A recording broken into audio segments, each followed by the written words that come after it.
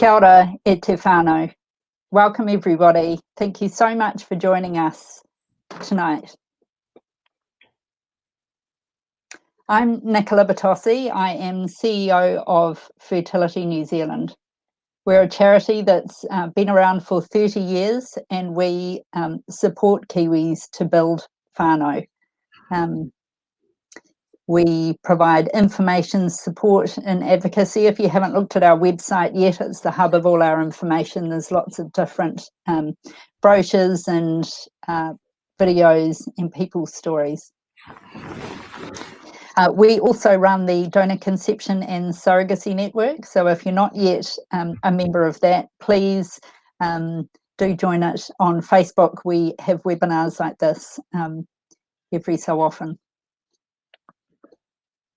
We'd be really pleased to help you on your journey. So please feel free to connect with us. It's free of charge and impartial.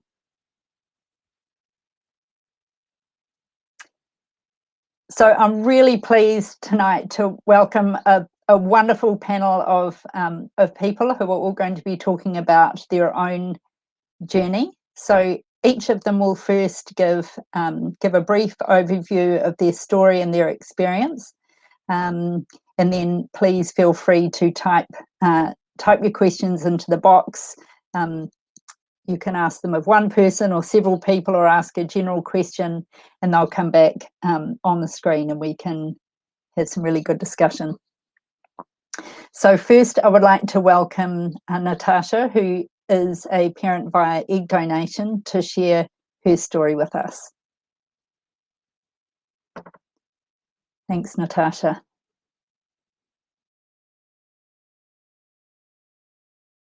Thank you. Can you hear me okay? Hopefully, yes.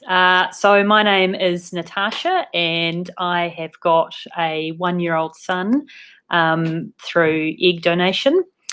And my story really is, in terms of how my partner and I found our donor, is that we went through the fertility clinic that we had been seeing to get fertility treatment using my eggs.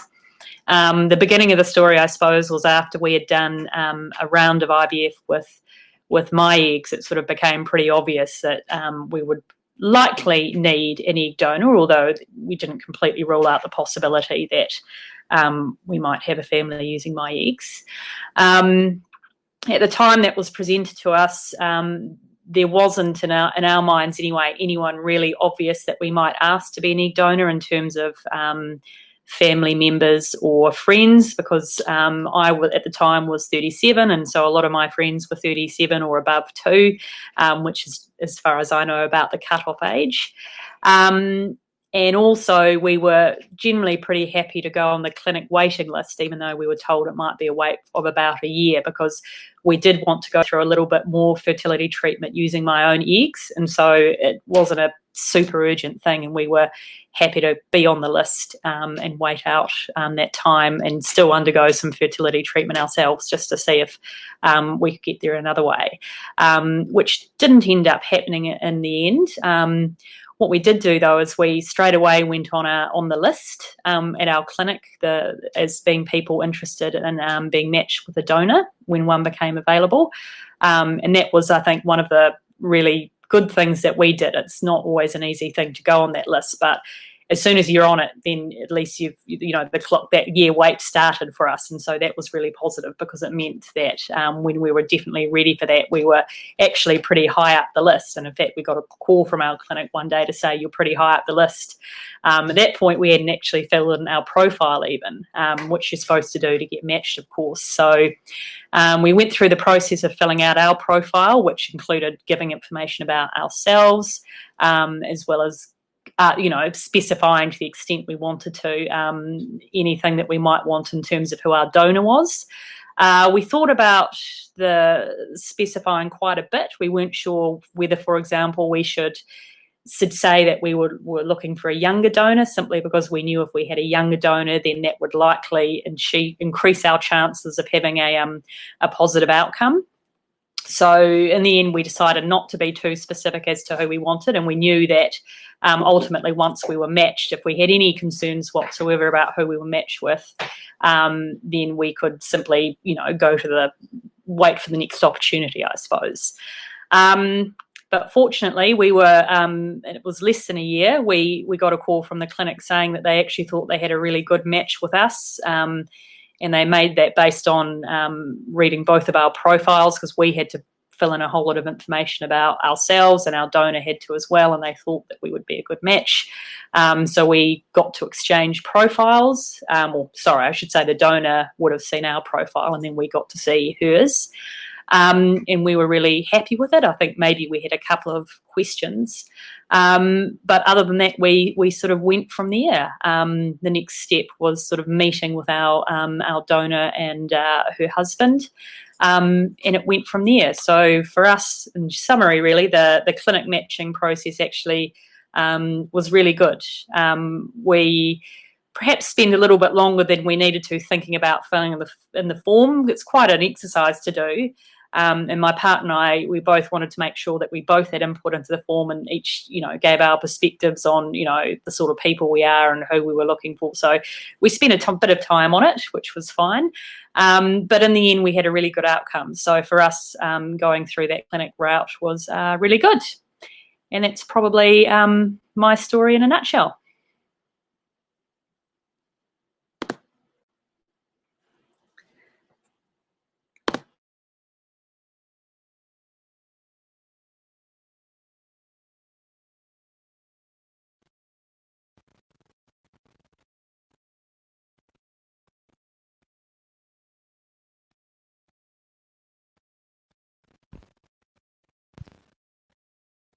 I think I've turned on. Hopefully you can hear me. Nicola, let me know if my sound's okay. All good? Great. Kia ora koutou. My name is Gareth. I am an intended parent via egg donation and surrogacy. We're currently waiting to go in before the ECUT committee for the April meeting. Just wanted to sort of talk a bit about how we came to surrogacy and how we found our surrogate and our donor. We're a same-sex couple. My husband and I have been together for 10 years, married for 3. Having a child was something having children was something that I'd always thought about and wanted, and had done all the sort of the research and looked into sort of what we could do to create a family or have a family. Looked into sort of fostering and adoption and the different options available, and had had thought about surrogacy, but hadn't, and done the research and done all the reading, and then you sort of after sort of evaluating all the options, just thinking that it was too. I had thought it was too hard. How we found our surrogate, it's an interesting story. Our surrogate is a very good friend of my husband's, and they actually had done a lot of work to sort of move past the fact that we couldn't have children, and that the different avenues that we'd taken weren't going to work out for us, and we decided not to pursue that. And out of the blue, a year and a half ago, before we went on kind of a break from New Zealand, we had a 6-month break overseas. Our surrogate came to us, her and her husband, and had said that it was something that they had been considering, and wanted us to think about it while we travelled for 6 months, and wanted us to think about if we wanted to proceed with a surrogacy she would love to carry for us. Very unexpected and a huge surprise and a huge shock. We had never talked about it or discussed it. Obviously, she knew sort of our feelings on having children. So that was a huge, once we sort of had processed that initial massive shock, we had to really think deeply about it before we went away. And before I went away, and sort of just thinking about having, going through the process of having a surrogate and an egg donor, I thought, well, would I be able to find someone within my family to be an egg donor, so that we could have the child that was the sperm of my husband, and an egg donor from within my family, so the child was related to both of us.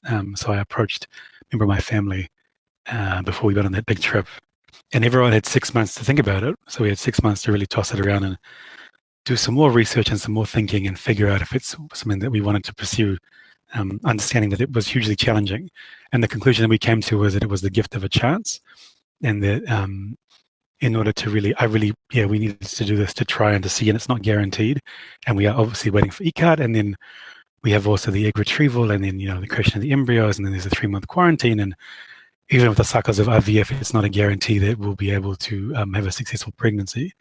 And then we don't even know how many embryos it will have, but we had decided that we would try. So we would definitely try and see if we could do it. And so then we embarked on the process of, everything else to go with it, which is, even though I'd done all the reading and thought I knew a lot about what was involved, it's a whole lot more than I could have ever imagined. I think sort of emotionally and sort of psychologically, and also just the amount of work that goes into putting a successful application together to go before ECAT. And what I would say is that even though we had we're able to find an egg donor and a surrogate, and then everyone had to be assessed and checked to make sure that they were okay. So we had to go through a huge process to make sure that it would work. And then obviously it's with the support of the husband of our surrogate and also the long-term partner of our egg donor. So really, I would say it's almost like it's 6 people trying to sort of to go through this process and to be able to create an embryo, then to have a child together. Yeah, so it's been massive. And we are, so we will know hopefully in maybe in May, if we've been approved to proceed and do the next stages. And it's quite exciting and nerve-wracking and daunting at the same time. And I'm just, so happy to answer any questions about what it's like for a same-sex couple who've had to go through this process. I only know of one other couple that have been through it before. And one of the things I would say is that we were quite blessed or quite lucky that our surrogate has someone who's successfully had 2 successful IVF pregnancies of her own, so knows what the process is like to go through the insemination and everything else, and hugely knowledgeable about that. And so it has really helped with our understanding and helped us move through the process. And the reason that she decided that she could do it was because she had been someone who had undergone fertility treatment herself. Whereas my egg donor, it's a family member who's, again, really blessed that they had agreed, and with the support of their own family, to be able to donate eggs for us.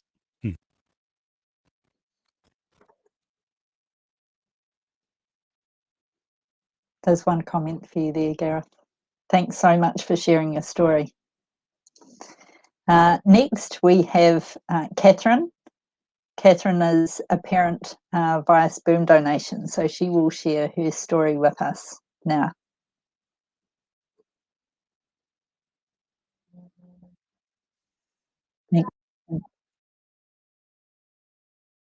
It's a huge journey. It's a huge journey. I have a 2-year-old son. He's sitting over there. I've got him in front of a screen, which makes me feel very guilty, but it's the only way we can do things sometimes.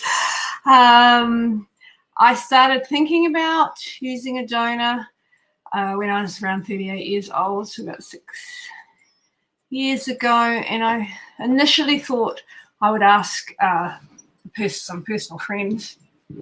I had this idea that I would like any child that I brought into the world to be able to know their biological heritage and have some connection with a father figure.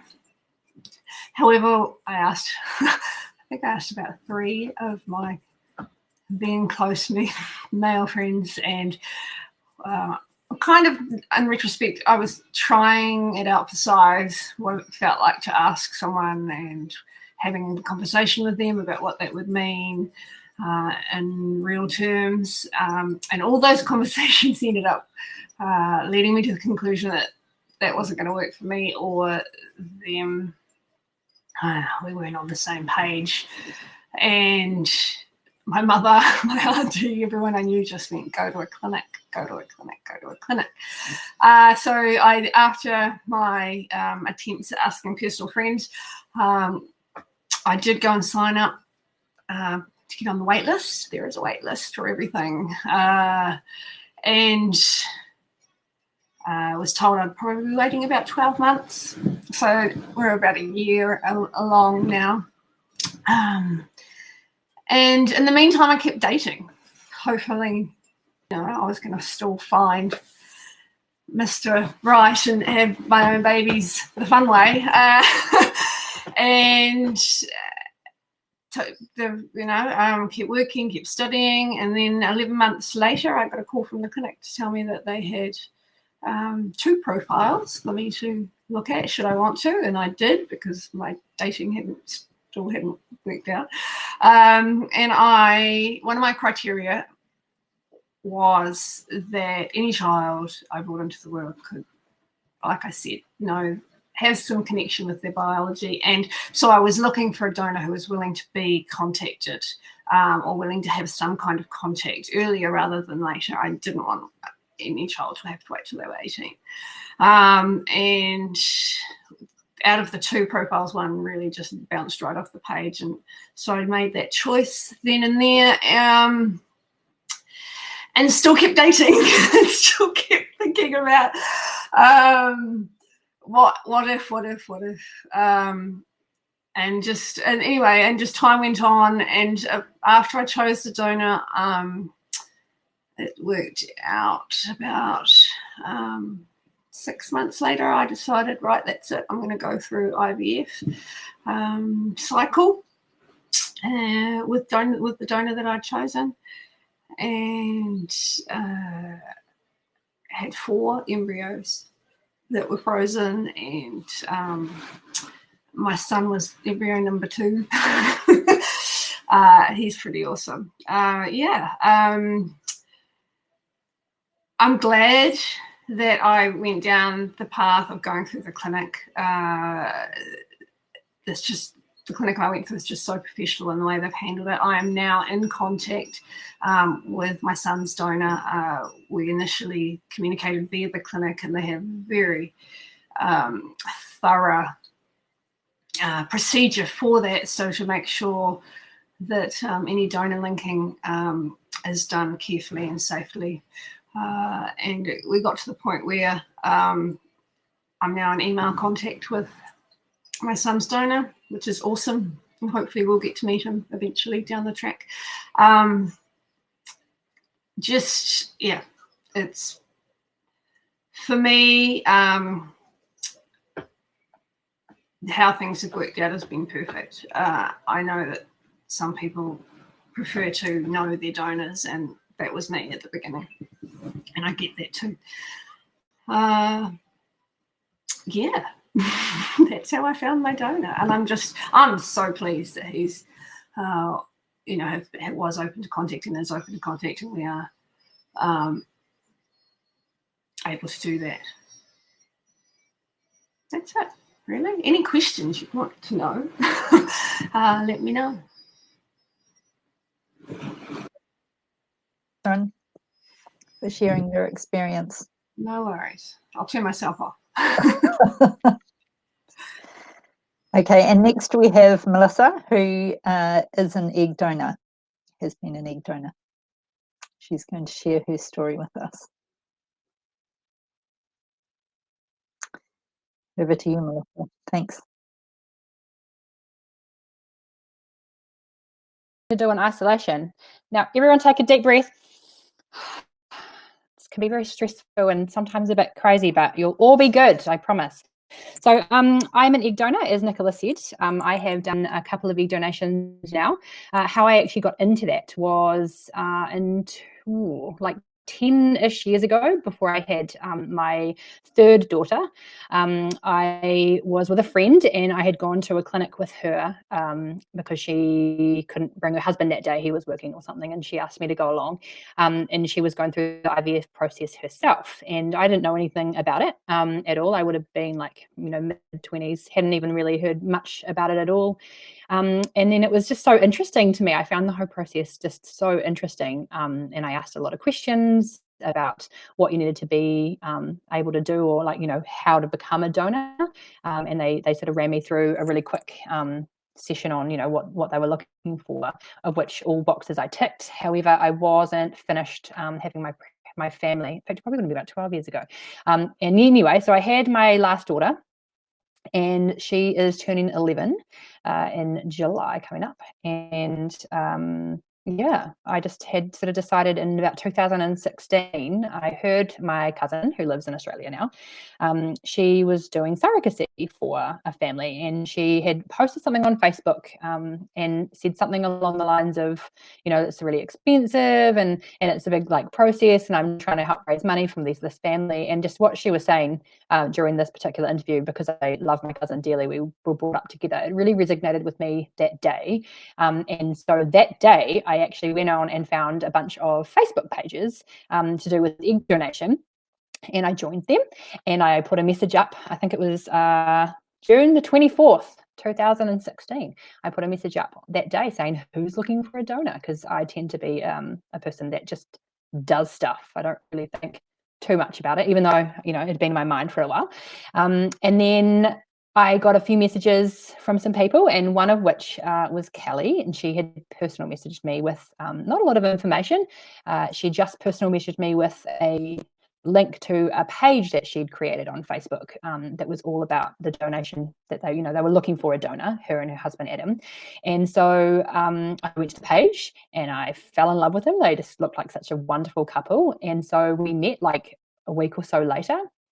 And then that was kind of sort of it, I guess. We chatted and got on really well. I became their egg donor, and then in November of that year, I was actually doing the egg donation for them. Got 22 eggs, which 17 of those fertilized overnight, which was awesome. It was an incredible result. We were really excited. From that, baby James, she was born in October, which was really cool. It was the coolest thing ever. And for me, meeting that way was awesome because it just felt a little bit more natural, I guess, to build the relationship, which I find quite important. So I don't want to be in their life constantly, but it's nice to be able to have like a natural relationship with them, because I feel like this is such a intensive kind of process, and you have a lot of things that you have to discuss that are quite hard to talk about with a stranger, let alone somebody that you're about to hand over, eggs or sperm, or they're going to take eggs or whatever from, and you want to know a little bit about them. For me, it wasn't necessarily that they were going to be amazing parents, because they were great people, and that's kind of like that. That was a given. And also, I'm not giving them a baby, right? So that's none of my business. For me, it was more, making sure that we're on the same page with sort of moving forward, because had they been birthing a boy, I have 3 girls, kind of concerned me a little bit in regards to like genetics and all that kind of stuff. And so I was like really big on making sure that they were up to some kind of relationship, but also that it grew organically. So that was really exciting. And so I'm really open with my children. My oldest has just turned 14. I have a 12-year-old, she's turning 13 in June. And my youngest, like I said, Parker, she's turning 11. And they kind of don't care, to be fair. They're just like, oh yeah, whatever, mum. Like, it's the age that they're at. They don't really take it that seriously. It's not that exciting. Whereas with Kelly and Adam, we have a fantastic relationship, and I think it's because we just clicked. It just felt natural. We had sort of similar like ethics and all that kind of stuff. And also, I think one of the things for being a donor, we have to make sure that we're not like coming across too kind of creepy, needy. Like, I don't know, like I know from their perspective, they were always very like, oh, does this person want my baby? Like, it's all very weird. Like I feel so sorry for anyone going through it. And it's finding someone, I think, that you have a good connection, that you can see that it's just, here's some eggs. It's a bit of science. Go do your thing. You guys do what you want to do. They're your babies, your parents, etc. And I don't want anything to do with that. However, let's have a friendship. Awesome. That's great. That's how I felt. And so they've actually now had 2 babies, which is fantastic. They had baby Darcy. She is still a little wee baby. They actually named her Darcy Melissa, which was the coolest thing ever. Did not expect it. Absolutely love it. Think it's amazing. And then after Kelly, actually, I did it again for my cousin. So my cousin Casey and Jamie, they live in Napier. I've known, obviously, Casey her entire life. She's younger than I am, and they were going through some troubles. And I had said to them, hey, look, I'm doing this for these guys. If you need me after you've gone through all your process, I'm happy to do it. Just let me know. And she'd said, oh, no, we're good. I'm going to do it with my own eggs. She did that 3 or 4 times. 3 times. 3 times, didn't work. Then she came and asked me, hey, can you still do it? Absolutely no problem. So they've had little Molly, so Molly Brown, she's adorable. And so now that is the second time I've done an egg donation, of which 3 little girls have been born. And I'm currently going through the process again. I met this couple also on Facebook on that same page. And I've got another couple that I'm doing it for after I finish this one. So I'm just about to do my second lot of bloods, and we're looking at doing it next month, hopefully. With the lockdown, it's been a bit crazy. And that is for Petra and Jack, and they're amazing. Love them. You know, and it's different relationships with each couple, but it's all very similar on the same page, which is awesome. So I don't think I'll do it again after I've done it for Nick and Hayley, but yeah, I don't think so. I think 4 times is a good number. And I'm 35 now. I'll be 36 at the end of this year. So I sort of, like obviously my egg slowly depletes a little bit. I do have a very high count, so I'm lucky in that respect. But I absolutely recommend, I don't know how long I've been talking, probably too long. I talk a lot. I absolutely recommend, if you haven't already, jump onto the Facebook pages, because that's where your donors are sitting. Not even joking. That is where they are sitting, and they are wanting to be involved, and they want to get to know you. The donors that are on there are just waiting, and some of them are probably still in there. Oh, I'll think about it stage, like I was for such a long time. But it's Egg Donation New Zealand is the group that I use personally. It's wonderful. There's only like 633 people on there, but everyone is so lovely. I've never come across anyone that is judgmental or anything. Like, that is such a good way, but you've got to be open to being open, right? So if you're wanting a donor is just wanting to get to know you a little bit. So all 3, apart from Casey and Jamie, who I've obviously known my whole life, but all 3 couples that I'm giving my eggs to have put some photos up, a bit about themselves, and just being real. Like, because at the end of the day, the donor that's going to be right for you is going to resonate with what you have to say. So, don't put on a facade and act like you're someone else, you've got this perfect family, because no one does. But, just be real. Put some photos out. This is what we love. This is what we love doing. This is, what we want. And donors will approach you. And seriously, this is such a good way of doing it. And especially if you want to build that relationship, I feel like it's a really good way to do that, because it sort of provides a little bit of a look in. So that's my story. I've got a million more things to say. I can talk a lot. I can talk all day about this. I've got Facebook pages and groups and all sorts of things that I put videos up and all sorts of things. But yeah, anyway, thank you, Nicola. Take me off, otherwise I'll be here all night. There for a moment. Somebody has asked a question about having embryos frozen and miscarrying, and can you use a surrogate? That's really a medical question. So I think questions like that should probably be directed to a clinic or to our helpline. We could help answer that through that forum. So next we have Olivia. Olivia is an intended parent via egg donation and sperm donation, and she will share her story with us. Thanks, Olivia.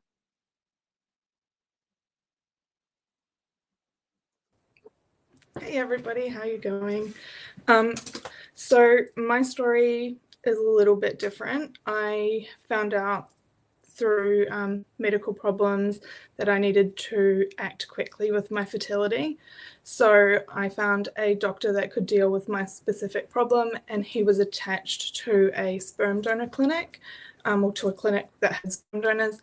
So I spoke to him, and he put me through the counsellor. So I went through 3 counselling sessions over the course of a year while I was waiting on the list for everything.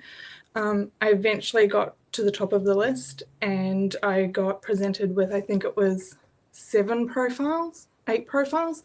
I picked somebody. I had very loose criteria going into it. I thought initially, I think everyone has this ideal of what they want their child to be like and their future partner to be like and stuff like that. So when I first started looking, I had this really strict criteria, and as soon as I walked in, I realized that's not going to happen. The best option is, I think, to go on with a very open mind. Some profiles have photos, some profiles don't have photos. My first donor I picked, he didn't have photo, but I could relate to what he was saying. I liked his ethics and his values and his morals. So I then had to go overseas for, I think it was about 4 weeks. And by the time I'd gone overseas and come back, I was advised that he'd withdrawn from the program. So my other word of advice would be prepared to change anytime. Anything can happen, and be prepared for anything to happen. So then I changed to another donor who I've managed to have photos and things like that of him. And I actually weirdly prefer my second donor, and was much happier with my decision, I think because I knew what to expect the second time around. As I went through the process of everything, it turned out that I wasn't responding during IVF treatments. My first IVF treatment, I had 2 follicles and 0 eggs collected. And then my second one was completely cancelled. So after speaking to my doctor, I'd kind of already made the resolution within myself that I'd need to use an egg donor as well. So I spoke again to the counsellor, I think twice. So another thing I would say is definitely use the clinic counsellors. They help just to like even put your own perspective, your own mind into the right perspective. It takes a little bit to navigate things sometimes, and they're definitely there to help you. So I would rely on them as much as you can. So she advised me that there was obviously Facebook groups and stuff like that. At the time, I think this was in December last year, she said to me, have you looked on the Fertility NZ forum? And I was like, no. As soon as I went on there, she pointed out a particular profile, and she's like, actually, I think this person might be a good person to reach out to. I reached out to her and never heard back. Then I went for another treatment, and it was looking like it would be cancelled. So I then reached out to her. I kind of said to her, I don't want to be that person, but I'm going to be that person. Have you reconsidered this? And then I attached a photo of myself, and I was like, maybe having a photo would help you put a face to a name. And she immediately replied back while I was literally lying on the table having an IUI with the donor coordinator in the room, who was not normally my nurse. And then she was like, oh, I'd love to be. So I managed at that moment to put everybody in contact. This was all January, February this year. Then I went away for probably about 3 weeks. I went to Fiji, and then COVID happened, and so we haven't actually managed to meet, but we're in the process of going through the ethics committee at the moment. So I think we're aiming for the July ethics committee at this stage. So that's pretty much my story.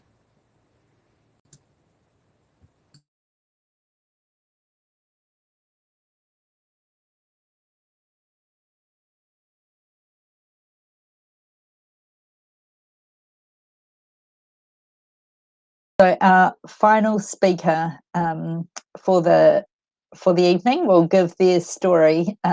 Charlotte will share her story as a surrogate. And please, if you have any questions or comments, you can type them into the chat box during the talk, or you can wait till everybody's finished, and hopefully we'll get some good discussion going. Okay.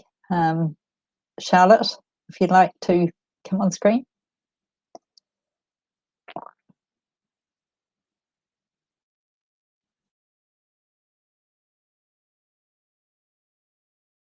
I'm Charlotte. I was a surrogate for a couple last year. My journey started just before the birth of my second child. My husband and I met some family friends of his who were struggling to adopt a sibling for their child. And 6 months later, after I'd had my second child, I couldn't get this couple out of my head. So I said to my husband, hey, should we offer to help these people have a baby? And he was just like, great, you read my mind. I actually thought the same thing, but I was never going to tell you. So from that point, we, through a few different steps, we offered to this couple to see if we didn't know what their fertility situation was. So we offered to them if there was any way that I could carry a child for them, to give them a sibling for their daughter. Unfortunately, they didn't qualify for surrogacy. They suffer from a male infertility, so they didn't qualify for surrogacy. Once I heard the thanks but no thanks, I was actually quite devastated. It was one of those things where I didn't realize how much I wanted to do it until I couldn't do it. So from that point, I started asking anybody and everybody. I was possibly a little bit even inappropriate. I was saying, hey, I want to be a surrogate. Do you know anyone who's having trouble? And after about a year of me trying to put out feelers within networks for people that I knew, sort of, I'm in Wellington, so people around Wellington, everybody I talked to, I said, I want to do this thing. So my heart was set on doing it at that point. I just didn't know where to turn. And so I joined a couple of online groups. There's one online forum that's quite closed shop. And so I looked around there because there wasn't really a lot of information around at the time for surrogates either. It's sort of a hen's teeth. And I called Fertility Associates and I said, look, I want to be a surrogate. Can you give me a person to be a surrogate for? And they turned me down. They said, that's not part of our job. We can't do that for you. You have to find them yourself. So in the middle of 2016, I happened to be in a Facebook group and I saw an ad for a couple who said, we need a surrogate.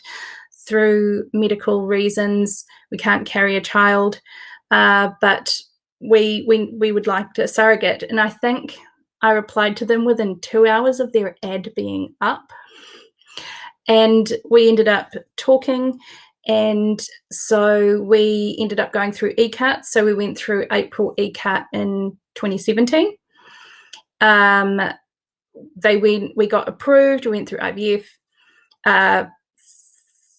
6 embryos failed, so we tried again, and I fell pregnant, and I had a little boy for them in April last year. He's just turned 1. So that was pretty much it. As a surrogate, I found it really hard to find people to help. I understand it's such a private, close-knit thing if there is issues with fertility. But as coming from a surrogate's point of view, I had no idea who to ask. I had no idea who to talk to. I was talking to everybody, but nothing was ever coming back. So I had to find them through Facebook. But I'm glad I did. They live in Auckland. We've got Auckland to Wellington, bit of distance between us. But that is actually, I think that's worked out well for us and our families as well, like my family and their family. And to the point where we're actually submitted for April ECAT this year for a sibling for them. So yeah, that's pretty much my surrogacy journey. And I'm happy to answer any questions about this as well. So yeah.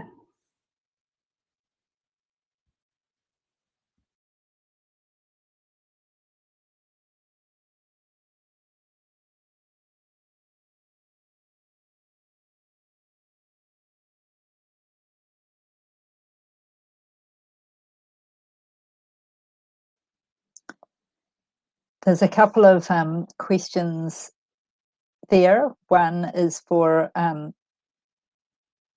Charlotte, who just spoke, and there's another one. If you are seeking a donor or surrogate, what are some good questions to ask potential donors or surrogates to see if you're a good fit? Anybody who'd like to answer that, please reappear.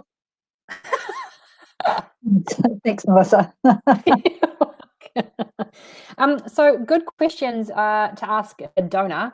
I definitely think Start off with some basic ones, like, simple things like hobbies and all that kind of stuff, just to get to know them first, because getting straight into the hard stuff can actually freak some people out, especially if they haven't been a donor before. So it's really important to just see if things that you're interested in, maybe you've got something in common, so that you can kind of build a little bit of a relationship with them. And then when you do start getting into, asking those big questions, I think really the main ones are, what kind of contact are you wanting?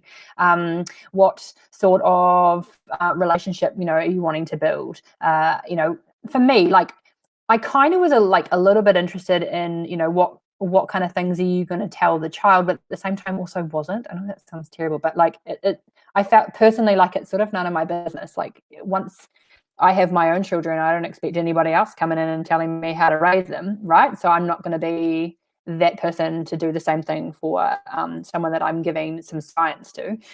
But it is, I guess, more of a, I don't want to door knock when they're 18 and they think that they have some sort of claim to me being their mum either, because you haven't told them anything, right? So we've all seen Lost and Found. Doesn't work for adoption. I don't think it really works for surrogacy not surrogacy, donation or anything either. Personally, I think it's really important. Kids only know what kids are told from when they're young and what they know. So I think it's really important for me to be on the same page with what kind of information you're kind of, you're going to go through with your child, or how open you are with your family and all that kind of stuff. I was actually at a baby shower for when Kelly was pregnant with her first daughter, and at that stage I didn't even know if they'd told the family or anything, and it didn't bother me. We knew, we were happy, it was all good. And then everyone was going, how do you know them? And I was like, oh yeah, we're friends online. I didn't really know what to say, because that's not my place to say anything.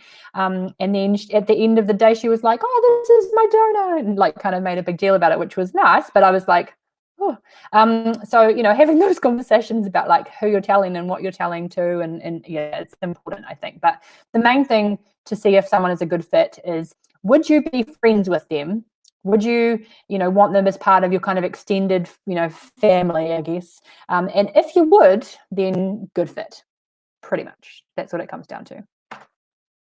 Oh, and pages, seriously, the egg donation New Zealand page is awesome. I personally really like it. There's a couple that you can go to, but I'm really happy. I'm just going to say this really quickly. I'm really, really happy, because it used to be New Zealand and Australia kind of conjoined, and it was really confusing, and there was these weird forum things you get to go on, and it was like you weren't allowed to put up as a recipient, you weren't allowed to put up anything about yourself. So it was this very kind of fake, hey, you're so nice, robotic kind of weirdness, and it was awkward and it was hard.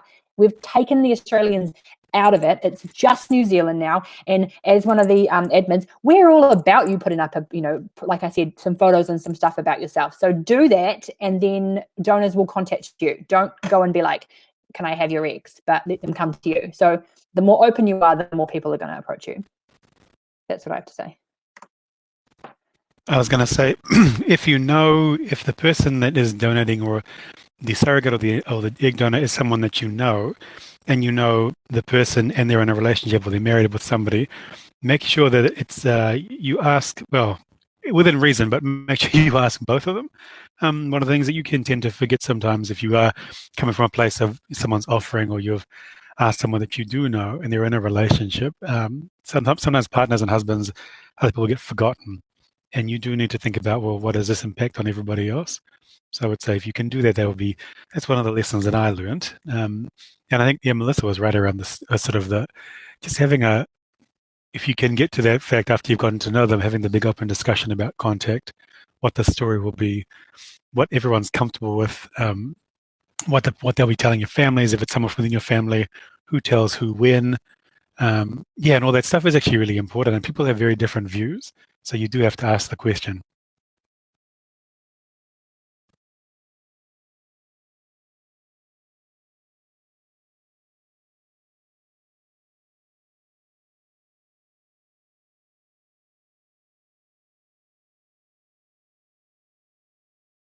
On how to find a surrogate, Charlotte?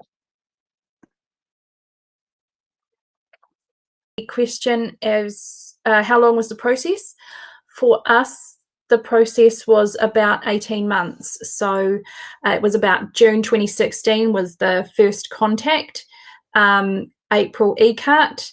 They went on the waiting list for IVF, and of course it's their embryo, their IVF. It was her eggs and his sperm. I was a gestational surrogate, not a traditional surrogate. And the first transfer that we had was in October. So a bit less than 18 months, actually, probably, what was that, June, July, about 14 months, maybe. So yeah, we have to know each other for a year for the ECAT submission. At least it was then. So between June and June, well, we submitted in April, but we knew that by the time it would carry on through, it would have been a year since we had met each other. And so, yeah, our first transfer was in October. We had transfers in October, November, December, and they didn't work, so we had to do another round of IVF. I did have a pregnancy that I miscarried very early on at around Easter, around April 2018. Yep. And then when I was allowed to have another transfer after that, that was when the pregnancy happened. And so yeah, I had him in April.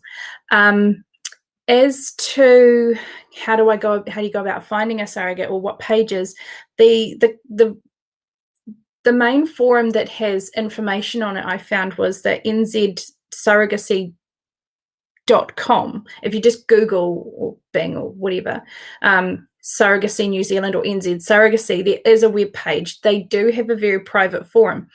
In fact, it's so private I can't get back on it.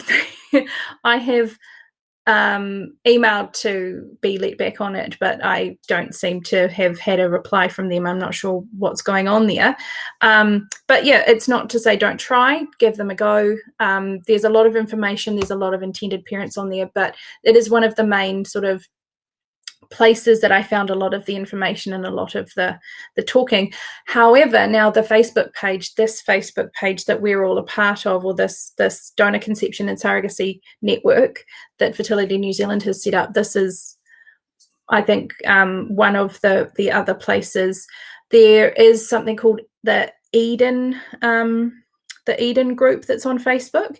They used to have a private Facebook group that you could all talk to each other in. They shut that down, so now the page is just more of an information page. I'm not sure how to go about finding one if nobody offers. I'm not going to tell you how open or private you should be with your own stories. I guess now that surrogacy is sort of out in the ether, you've had Tony Street, you've had Kim Kardashian, you've had a bunch of Hollywood people do it recently, but Tony Street really brought it home for New Zealand, and so did Tamati Coffee. They really brought it home to New Zealand, and it's really opened up sort of the eyes of the nation. So I don't know, maybe just telling one extra person somewhere, or telling or just going to a Facebook group perhaps. Yeah, I guess people can't help you if they don't know you need help. So that's, yeah, I'm not really sure. My intended parents were brave. They were very brave. They just put it all out there on Facebook. They just made their own Facebook page. And the ECAT process, well, it can vary. I don't. Our one was pretty straightforward. We went through Fertility Plus rather than Fertility Associates, and they ran a very tight ship. So we had a very smooth ECAT process. So yeah, I haven't seen if there's any questions, but I'll give somebody else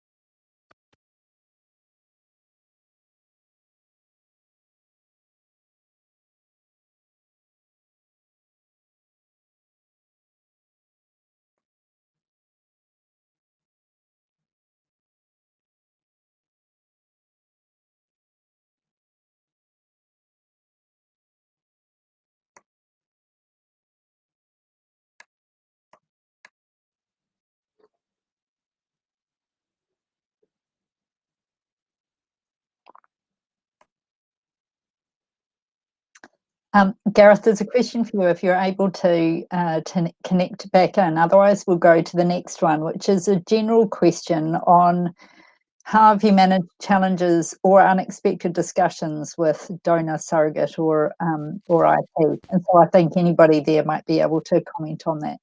I'll make this one a quick one in terms of how did you have that conversation? Yeah, it is a really scary conversation. Actually, there's been so many scary conversations. None of them are easy.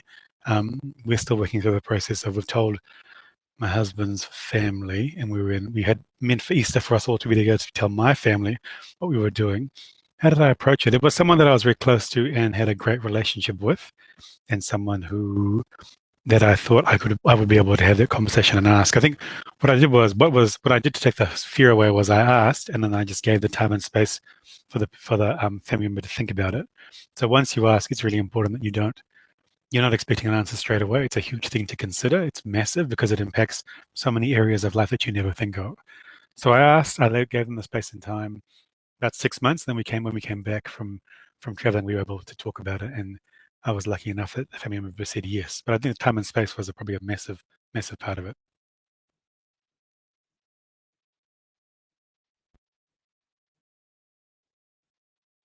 I'll just talk really quickly about challenges, because I've actually recently just had not really bad ones, but because I actually hurt my ankle in November of last year, just after we sort of started the process of doing my latest donation with Petra, and then the COVID thing happened. So it's been a little challenging because the last 2 donations that I did were with Fertility Associates, and then this one's with Fertility Plus. And so trying to get all of my stuff over so I don't have to do as much has been a bit of a nightmare because of all the Christmas happening, because they kind of closed down over that time, and then all these other things that are happening. So and I think sometimes when you're doing things via email or text, I'm getting some things come through to me from Fertility Plus, and they tend to kind of pansy around you a little bit when you're a donor, because they're scared you're going to run away, which I got a bit frustrated with. And then they're sort of telling me one thing and then sort of saying something to the recipient, and it was a bit confusing. So I just picked the phone up, and so did Petra. We just picked the phone up, and I'd be like, hey, this is what's come through. Is that what you've got? Let's make sure we're on the same page, and just keep that communication line open, because there shouldn't really, there's a lot of unexpected discussions and there's a lot of challenges that can come through. Sometimes nothing like that kind of comes and relationship wise, but there's things that happen. Dates change, someone's got work, you've got to move this around, you have to move this around, all that kind of stuff. So the most important thing is just to keep that communication line completely open, and being really upfront that you want to be able to have those conversations about anything at any time, and being open. And also for me, I've also made sure that I've kept the communication lines open for everyone that I've donated to. So Kelly and Casey actually chat quite often, and they've got a nice relationship because they sort of feel like, well, we've got babies, they're all kind of semi scientifically related kind of, so they know each other, and so that there's sort of no weirdness. Everyone knows about everyone, and everyone is good. So keep your communication open. That is all. Thanks, Melissa. Does anyone have any further comments about challenges that you've encountered with your donors or IPs?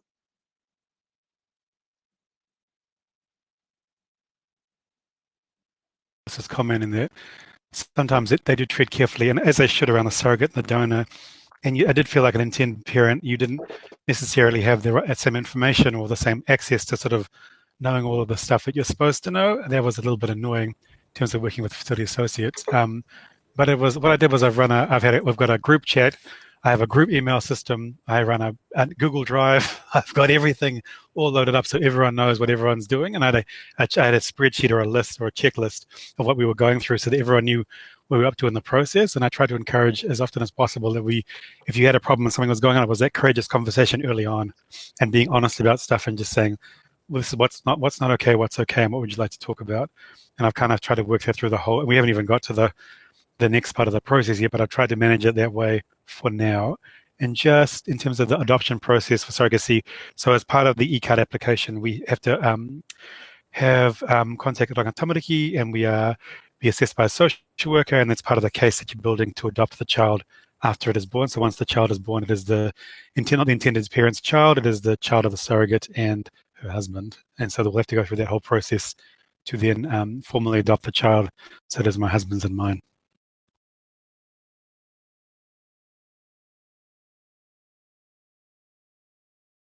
And my husband's legally. We did talk about this through counselling. That's one of the major things that you have to cover in counselling, and you do have to get legal advice as well. When the child was born, we asked the parents what they wanted to do, and we named him their name, but with our surname. So first name, middle name, our surname. And as soon as we were able to, like, I had him on Thursday at lunchtime. We were all discharged on Saturday lunchtime, and they flew back to Auckland within the hour of leaving the hospital. So there was no problem with him being with them. And for the adoption, it was just go to the lawyer on this day, sign these forms, and wait for the court date. And that came up very quickly, and they were in and out very quickly. Rubber stamp, yes, he's yours, off we go. In the middle of that, he did have to be admitted to hospital, and that was when we were actually going to visit him.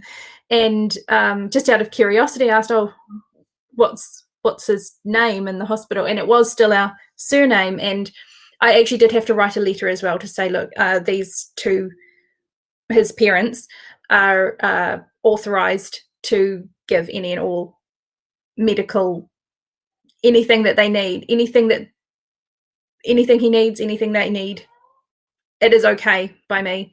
I did have to write that letter, but it was a coverall, and it worked fine. There was absolutely no problems legally. Yeah, so it is very straightforward. It just is a matter of how long can the family court get, how long till it takes your case to get to the top of the pile. But for all intents and purposes, there's no impact day to day. It's everybody's very much aware. Aranga Tamariki is very aware. Sort of all of everybody, Plunkett, very aware. Like it's all very smooth. I was going to say with Charlotte, the social work process is very invasive, being assessed by the social worker, building the case in context. So one thing you need to sort of just understand that you're going to go through a process in which people are asking you some really in-depth, as part of the process, in-depth personal questions about things you've never had to talk about. So having the fertility counsellors is amazing. If you need your own counsellor, get your own counsellor as well at the same time, just because, it's really deep and deeply reflective, and they go to lots of different places to sort of sort that out. Fallout with friends and family for the process. We haven't had anybody say that they necessarily haven't supported the process. Obviously, we're a same-sex couple who are going through this process of a surrogacy. And I am anticipating there will be some people who won't necessarily support what we've done or what we're doing. We're going to have to work through that and address it when it happens. And of course, when you have a child too, it'll be the story of your child and its conception, being that we are two men. So how did you come to be? So there's a whole lot of other things to go through in terms of things to be considered. And, you never know how people are going to react to something until it happens.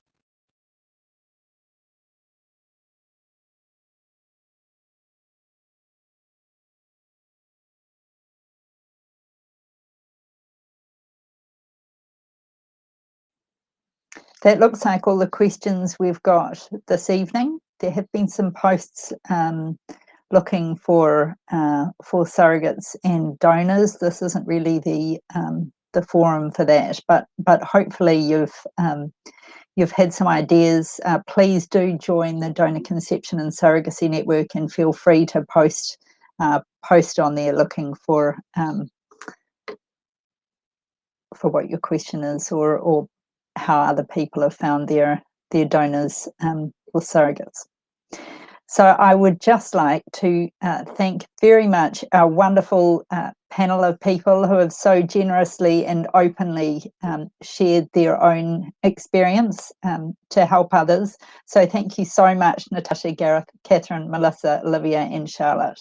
It was wonderful. And thank you, everybody, for taking your time this evening to join us. And we wish you all the very best on your journey. Please do connect with us, join the network, and we look forward to supporting you in any way that we can. Okay, thank you, everybody. He kuna rā. Good night.